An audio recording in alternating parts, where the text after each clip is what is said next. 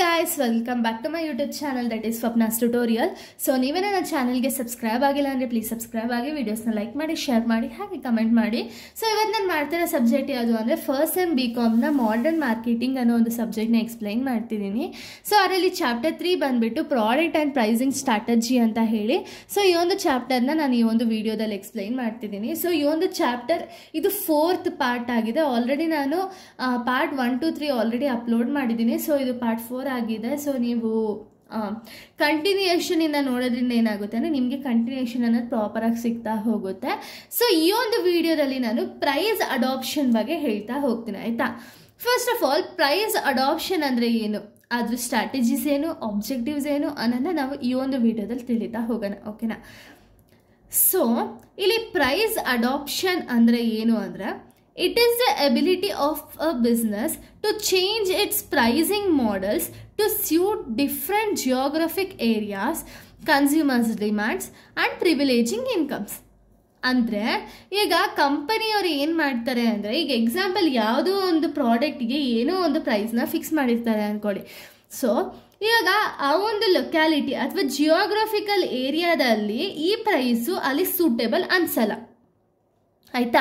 So ಈ suitable ಅನಿಸಿಲ್ಲ ಅಂದಾಗ ಕಂಪನಿ ಏನು ಮಾಡಬೇಕು ಅಂದರೆ ಬೇಸ್ಡ್ ಆನ್ ಜಿಯೋಗ್ರಫಿಕಲ್ ಏರಿಯಾ ಆಗಿರ್ಬೋದು, ಅಥವಾ ಕನ್ಸ್ಯೂಮರ್ ನೀಡ್ಸ್ ಆಗಿರ್ಬೋದು, ಅಥವಾ ಕನ್ಸ್ಯೂಮರ್ ವಾಂಟ್ಸ್ ಆಗಿರ್ಬೋದು, ಅಥವಾ ಬೇರೆ ಏನೋ ಒಂದು ಡಿಮ್ಯಾಂಡ್ ಆಗಿರ್ಬೋದು, ಅಥವಾ ಸಪ್ಲೈ ಆಗಿರ್ಬೋದು. ಸೊ ಈ ಬೇಸಿಸ್ ಮೇಲೆ ಕನ್ಸ್ಯೂಮರ್ ಬೇಸಿಸ್ ಮೇಲೆ ಅಥವಾ ಜಿಯೋಗ್ರಫಿಕಲ್ ಏರಿಯಾ ಬೇಸಿಸ್ ಮೇಲೆ ಕಂಪನಿ ಏನು ಮಾಡಬೇಕು ಅಂದರೆ ಆ ಲೊಕ್ಯಾಲಿಟಿಯಲ್ಲಿ ಎಷ್ಟು ಪ್ರೈಸ್ನ ನಾವು ಅಡಾಪ್ಟ್ ಮಾಡಿದ್ರೆ ಕನ್ಸ್ಯೂಮರ್ ನೀಡ್ಸು ವಾಂಟ್ಸು ಜಾಸ್ತಿ ಆಗುತ್ತೆ ಆ್ಯಂಡ್ ಕನ್ಸ್ಯೂಮರ್ ತುಂಬ ಪ್ರಾಡಕ್ಟ್ಸ್ನ ಬೈ ಯಾವಾಗ ಮಾಡ್ತಾರೆ ಅಂತ ಹೇಳಿ ನೋಡಿಕೊಂಡು ನಾವು ಪ್ರೈಸ್ ಅನ್ನೋದನ್ನ ಅಡಾಪ್ಟ್ ಮಾಡ್ಕೋಬೇಕಾಗುತ್ತೆ.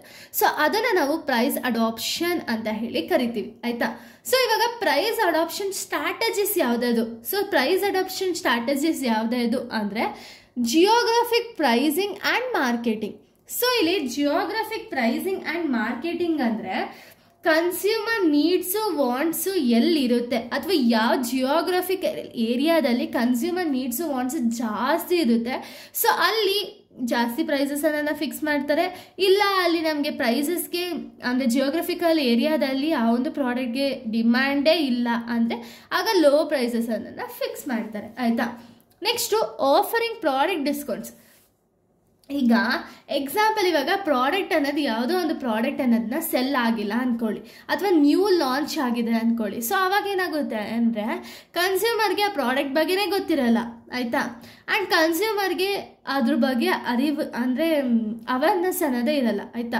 ಅವಾಗ ಏನಾಗುತ್ತೆ ಯಾರು ಕೂಡ ಪ್ರಾಡಕ್ಟ್ಸ್ ಅನ್ನೋದನ್ನೇ ಬೈ ಮಾಡಲ್ಲ. ಸೊ ಅದಕ್ಕೆ ಮ್ಯಾನುಫ್ಯಾಕ್ಚರರ್ ಏನು ಮಾಡ್ತಾರೆ ಅಂದರೆ ಆ ಪ್ರಾಡಕ್ಟ್ಗೆ ಡಿಸ್ಕೌಂಟ್ ಅನ್ನೋದನ್ನ ಇಡ್ತಾರೆ. ಸೊ ಡಿಸ್ಕೌಂಟ್ ಅನ್ನೋದನ್ನ ಇಡೋದ್ರಿಂದ ಏನಾಗುತ್ತೆ ಅಂದರೆ ತುಂಬ ಜನ ಈಗಲ್ಲಿ ವೆಯ್ಟ್ ಮಾಡ್ತಿರ್ತಾರೆ ಪ್ರಾಡಕ್ಟ್ ಅನ್ನೋದನ್ನ ಪರ್ಚೇಸ್ ಮಾಡಬೇಕು ಅಂತ ಹೇಳಿ. ಸೊ ಆ ಪ್ರಾಡಕ್ಟ್ಗೆ ಡಿಸ್ಕೌಂಟ್ ಇಡೋ ರೀಸನಿಂದ ಸೊ ಇದು ಬೆನಿಫಿಟ್ ಆಗುತ್ತೆ. Next managing cost and demand. So cost and demand ಅಂದರೆ ಏನು, ಈಗ ಡಿಮ್ಯಾಂಡ್ ಜಾಸ್ತಿ ಇದ್ದಾಗ ಪ್ರಾಡಕ್ಟ್ ಪ್ರೈಸು ಕೂಡ ಜಾಸ್ತಿ ಮಾಡಬೇಕು, ಡಿಮ್ಯಾಂಡ್ ಕಡಿಮೆ ಇದ್ದಾಗ ಪ್ರಾಡಕ್ಟ್ ಪ್ರೈಸು ಕೂಡ ಕಡಿಮೆ ಮಾಡಬೇಕು. ಸೊ ಇದರಿಂದ ಏನಾಗುತ್ತೆ ಅಂದರೆ ತುಂಬ ಜನ ಕನ್ಸ್ಯೂಮರ್ಸು ಆ ಒಂದು ಪ್ರಾಡಕ್ಟ್ ಅನ್ನೋದನ್ನ ಬೈ ಮಾಡ್ತಾ ಹೋಗ್ತಾರೆ. Next marketing product lines. So marketing product lines ಅಂದರೆ ಏನು ಅಂದರೆ ಇವಾಗ ವೈಡ್ ರೇಂಜ್ ಆಫ್ ಪೀಪಲ್ಗೆ, ಆಯಿತಾ. ಈಗ ಪ್ರಾಡಕ್ಟು ಎಲ್ಲಿ ನೆಸೆಸರಿ ಇರುತ್ತೆ ಅಥವಾ ಎಲ್ಲಿ ನೀಡ್ ಇರುತ್ತೆ, ಎಲ್ಲಿ ಪ್ರಾಡಕ್ಟ್ ಲೈನಲ್ಲಿ ಎಲ್ಲಿ ಆ ಒಂದು ಪ್ರಾಡಕ್ಟ್ಗೆ ಡಿಮ್ಯಾಂಡ್ ಜಾಸ್ತಿ ಇರುತ್ತೆ ಅಂಥ ಕಡೆ ಜಾಸ್ತಿ ಪ್ರೈಸನ್ನು ಅಡಾಪ್ಟ್ ಮಾಡ್ಕೋಬೇಕಾಗುತ್ತೆ. ಸೊ ಇಷ್ಟು ಕೂಡ ಒಂದು ಪ್ರೈಸಿಂಗ್ ಸ್ಟ್ರಾಟಜೀಸ್ ಆಗಿರುತ್ತೆ. ಯಾವ ರೀತಿ ಪ್ರೈಸ್ನ ನಾವು ಫಿಕ್ಸ್ ಮಾಡಿದ್ರೆ ಕನ್ಸ್ಯೂಮರ್ ಅನ್ನೋರು ಜಾಸ್ತಿ ಜನ ಅಟ್ರಾಕ್ಟ್ ಆಗ್ತಾರೆ ಅಂತ ಹೇಳಿ, ಓಕೆನಾ. ಸೊ ಇವಾಗ ಅದೇ ಒಂದು ಪ್ರೈಸಿಂಗ್ ಅಡಾಪ್ಷನ್ನ ಆಬ್ಜೆಕ್ಟಿವ್ಸ್ ಯಾವುದದು ಅಂತ ಹೇಳಿ ನಾವು ತಿಳಿತಾ ಹೋಗೋಣ, ಓಕೆನಾ. ಆಬ್ಜೆಕ್ಟಿವ್ಸ್ ಬಂದ್ಬಿಟ್ಟು ಫಸ್ಟ್ ಒನ್ ಪ್ರಾಫಿಟ್ ಮ್ಯಾಕ್ಸಿಮೈಸೇಷನ್. ಅಂದರೆ ಸೊ ಇವಾಗ ನಾವು ಪ್ರಾಪರಾಗಿ ಪ್ರೈಸನ್ನು ಫಿಕ್ಸ್ ಮಾಡೋದ್ರಿಂದ ಏನಾಗುತ್ತೆ ಅಂದರೆ ಕಂಪನಿ ಪ್ರಾಫಿಟ್ ಏನಿದೆ ಯಾವಾಗಲೂ ಇನ್ಕ್ರೀಸ್ ಆಗ್ತಾ ಹೋಗುತ್ತೆ. ಸೊ ಪ್ರಾಫಿಟ್ ಇವಾಗ ಪ್ರತಿಯೊಂದು ಕಂಪನಿ ಗೋಲ್ ಏನು, ಟು ಅಚೀವ್ ದಿ ಪ್ರಾಫಿಟ್ ಅಲ್ವಾ, ಗುಡ್ ಪ್ರಾಫಿಟ್ ಆಗಬೇಕು ಅನ್ನೋದು ಪ್ರತಿಯೊಂದು ಕಂಪ್ನಿಯ ಒಂದು ಗೋಲ್ ಆಗಿರುತ್ತೆ. ಸೊ ನಾವು ಪ್ರಾಫಿಟ್ ಮ್ಯಾಕ್ಸಿಮೈಸ್ ಮಾಡಬೇಕು ಅಂದರೆ ಪ್ರೈಸ್ ಅಡಾಪ್ಷನ್ ಸ್ಟ್ರಾಟಜಿ ಅನ್ನೋದನ್ನ ನಾವು ಪ್ರಾಪರಾಗಿ ಅಡಾಪ್ಟ್ ಮಾಡಿಕೊಂಡು ಬಿಸ್ನೆಸ್ ಅನ್ನೋದನ್ನ ರನ್ ಮಾಡಬೇಕಾಗುತ್ತೆ. Next price stabilisation. So price stabilisation ಅಂದರೆ ಏನು ಅಂದರೆ ಇವಾಗ ಒಂದೊಂದು ಅಂಗಡಿಗಳನ್ನ ನೀವು ನೋಡಿರ್ತೀರಾ, ಒಂದು ಪ್ರಾಡಕ್ಟ್ಗೆ ಒಂದೇ ಪ್ರೈಸ್ ಇರುತ್ತೆ, ಆಯಿತಾ. ಈ ಪ್ರೈಸ್ ಅನ್ನೋದು ಯಾವತ್ತೂ ಕೂಡ ಫ್ಲಕ್ಚುಯೇಟ್ ಆಗಲ್ಲ. ಯಾಕೆ ಅಂದರೆ ಇವರು ಯಾವ ರೀತಿ ಪ್ರೊಡ್ಯೂಸ್ ಮಾಡ್ತಾರೆ ಅಂದರೆ ಪ್ರಾಡಕ್ಟ್ಸ್ನ ಎಷ್ಟು ಏನೇ ಯೂಸ್ ಮಾಡಿದ್ರು, ಅಂದರೆ ಜಾಸ್ತಿ ಎಕ್ಸೆಸ್ ಆದರೂ ಯೂಸ್ ಮಾಡಿರಲಿ ಅಥವಾ ಏನೇ ಯೂಸ್ ಮಾಡಿದ್ರು ಒಂದೇ ಪ್ರೈಸ್ ಸ್ಟೆಬಿಲಿಟಿ ಅನ್ನೋದನ್ನ ಮೇಂಟೈನ್ ಮಾಡ್ತಾರೆ. ಯಾಕೆ ಅಂದರೆ ಅವ್ರಿಗಿರುವಂಥ ಒಂದು ಲಾಯಲ್ ಕಸ್ಟಮರ್ ಏನಿದ್ದಾರೆ ಆ ಕಸ್ಟಮರ್ನ ಕಳ್ಕೋಬಾರ್ದು ಅನ್ನೋ ರೀಸನ್ಗೆ. ಓಕೆನಾ, ಇದು ಕೂಡ ಒಂದು ಪ್ರಾಫಿಟ್ ಮ್ಯಾಕ್ಸಿಮೈಸೇಷನ್ಗೆ ಹೆಲ್ಪ್ ಮಾಡುತ್ತೆ. Next survival objective. Survival objective ಅಂದರೆ ಒಂದು ಜಾಸ್ತಿ ಪ್ರಾಫಿಟ್ ಆಗಬೇಕು, ಅಂದರೆ ಸರ್ವೈವಲ್ ಅಂದರೆ ಕಂಪನಿ ಏನಾದ್ರು ಲಾಂಗ್ ಟರ್ಮ್ ಆಗಿ ರನ್ ಮಾಡಬೇಕು ಅಂದ್ಕೊಂಡ್ರೆ ಅವಾಗ ಅವ್ರು ಏನು ಮಾಡಬೇಕು ಅಂದರೆ ಪ್ರಾಫಿಟ್ ಅನ್ನೋದನ್ನ ಜಾಸ್ತಿ ಆಗಬೇಕು ಆ್ಯಂಡ್ ಪ್ರೈಸ್ ಅನ್ನೋದನ್ನ ಸ್ಟೆಬಿಲೈಸ್ ಆದರೆ ಆಗ ಏನಾಗುತ್ತೆ ಅಂದರೆ ಕಂಪನಿ ಅನ್ನೋದು ಲಾಂಗ್ ರನ್ ಆಗಿ ಅಚೀವ್ ಆಗ್ತಾ ಹೋಗುತ್ತೆ. Next cash flow management. Cash flow management ಅಂದರೆ ಏನು ಅಂದರೆ ಇವಾಗ ಎಲ್ಲಿ ಎಲ್ಲಿ ಕ್ಯಾಶ್ ಅನ್ನೋದು ಪ್ರಾಪರಾಗಿ ಇರಬೇಕು ಅಲ್ಲಿ ಒಂದು ಕ್ಯಾಶ್ ಫ್ಲೋ ಅನ್ನೋದು ಪ್ರಾಪರಾಗಿ ಇದು ಮಾಡಬೇಕಾಗುತ್ತೆ. ಸೊ ಇವಾಗ ಎಕ್ಸಾಂಪಲ್ ಇಲ್ಲಿ ರಾ ಮೆಟೀರಿಯಲ್ಸ್ನ ತರೋದಕ್ಕೆ ಕ್ಯಾಶ್ ನಾವು ಜಾಸ್ತಿ ಹಾಕಿಲ್ಲ ಅಂದರೆ, ಪ್ರೊಡಕ್ಷನ್ಗೆ ಜಾಸ್ತಿ ಕ್ಯಾಶ್ ಹಾಕ್ತೋ ಅಂದರೆ ಅವಾಗ ಏನಾಗುತ್ತೆ ಅಂದರೆ ರಾ ಮೆಟೀರಿಯಲ್ಸ್ ಇಲ್ದಂಗೆ ಪ್ರೊಡಕ್ಷನ್ ಅನ್ನೋದು ಆಗಲ್ಲ. ಸೊ ಅದಕ್ಕೆ ಪ್ರಾಪರಾಗಿ ಕ್ಯಾಶ್ ಮ್ಯಾನೇಜ್ಮೆಂಟ್ ಅನ್ನೋದು ಪ್ರಾಪರಾಗಿ ಇರಬೇಕಾಗುತ್ತೆ.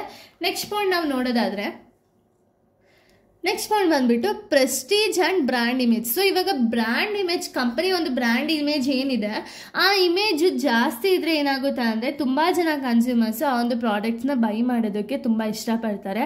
ಈ ಎಕ್ಸಾಂಪಲ್ LG ಟಿವಿನೋ ಅಥವಾ ಸ್ಯಾಮ್ಸಂಗು ಏನೋ ಅಂದ್ಕೊಳ್ಳಿ, ಇದೆಲ್ಲ ಏನಾಗಿದೆ ಅಂದರೆ ಬ್ರ್ಯಾಂಡ್ ನೇಮನ್ನು ಫಿಕ್ಸ್ ಮಾಡಿಬಿಟ್ಟಿರ್ತಾರೆ. ಸೊ ತುಂಬ ಜನ ಏನು ಮಾಡ್ತಾರೆ ಅಂದರೆ ಈ ಒಂದು ಬ್ರ್ಯಾಂಡ್ ನೇಮಲ್ಲೇ ಒಂದು ಪ್ರಾಡಕ್ಟ್ಸನ್ನು ಪರ್ಚೇಸ್ ಮಾಡಬೇಕು ಅಂತ ಹೇಳಿ ಅಂದ್ಕೊಳ್ತಾರೆ. ಯಾಕೆ ಇದು ಚೆನ್ನಾಗಿದೆ ಅಂತ ಹೇಳಿ ತುಂಬ ಜನದ ಮೈಂಡಲ್ಲಿ ಫಿಕ್ಸ್ ಆಗೋಗಿರುತ್ತೆ, ಇಂಥ ಕಂಪ್ನಿಗಳೆಲ್ಲ ಚೆನ್ನಾಗಿರುತ್ತೆ ಪ್ರಾಡಕ್ಟ್ಸ್ ಅನ್ನೋದು ಅಂತ.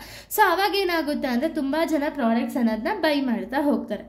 Next return on investment. ಅಂದರೆ ಇವಾಗ ನಾವು ಎಲ್ಲಾದರೂ ಒಂದು ಕಡೆ ಇನ್ವೆಸ್ಟ್ ಮಾಡಿರ್ತೀವಿ ಅಂದ್ಕೊಳ್ಳಿ, ಎಕ್ಸಾಂಪಲ್ ಗೋಲ್ಡ್ ಆಗಿರ್ಬೋದು ಅಥವಾ ಸ್ಟಾಕ್ಸ್ ಮೇಲಾಗಿರ್ಬೋದು, ಡಿಬೆಂಚರ್ಸ್ ಮೇಲಾಗಿರ್ಬೋದು, ಇದ್ರ ಮೇಲೆಲ್ಲ ಇನ್ವೆಸ್ಟ್ ಮಾಡಿದಾಗ ನಮಗೆ ಏನು ರಿಟರ್ನ್ ಸಿಗುತ್ತೆ, ಎಷ್ಟು ರಿಟರ್ನ್ ಸಿಗುತ್ತೆ ಅನ್ನೋದನ್ನ ನಾವು ಪ್ರಾಪರಾಗಿ ಮ್ಯಾನೇಜ್ ಮಾಡಬೇಕಾಗುತ್ತೆ. ನೆಕ್ಸ್ಟ್ ಎಥಿಕಲ್ ಕನ್ಸರ್ನ್ಸ್ ಅಂದರೆ ನಾನು ಆಗಲೇ ಹೇಳ್ದಂಗೆ ಯಾವುದು ಒಳ್ಳೆಯದು ಯಾವುದು ಕೆಟ್ಟದು ಅನ್ನೋದನ್ನ ನಾವು ನೋಡಬೇಕಾಗುತ್ತೆ. ಆಯಿತಾ, ಗುಡ್ ಆರ್ ಬ್ಯಾಡ್ ಎರಡೂ ಕೂಡ ನಾವು ನೋಡಿಕೊಂಡು ಪ್ರಾಡಕ್ಟ್ ಅನ್ನೋದನ್ನ ಪ್ರೊಡ್ಯೂಸ್ ಮಾಡಿ ಅದನ್ನು ಜನಗಳಿಗೆ ಮಾರಬೇಕಾಗುತ್ತೆ. ಸೊ ಇಷ್ಟು ಕೂಡ ಈ ಒಂದು ಕಾನ್ಸೆಪ್ಟ್ ಆಗಿದೆ. ನೆಕ್ಸ್ಟ್ ವಿಡಿಯೋದಲ್ಲಿ ನಾನು ಬೇರೆ ಒಂದು ಕಾನ್ಸೆಪ್ಟ್ನ ಎಕ್ಸ್ಪ್ಲೈನ್ ಮಾಡ್ತೀನಿ. So thank you guys, thanks for watching.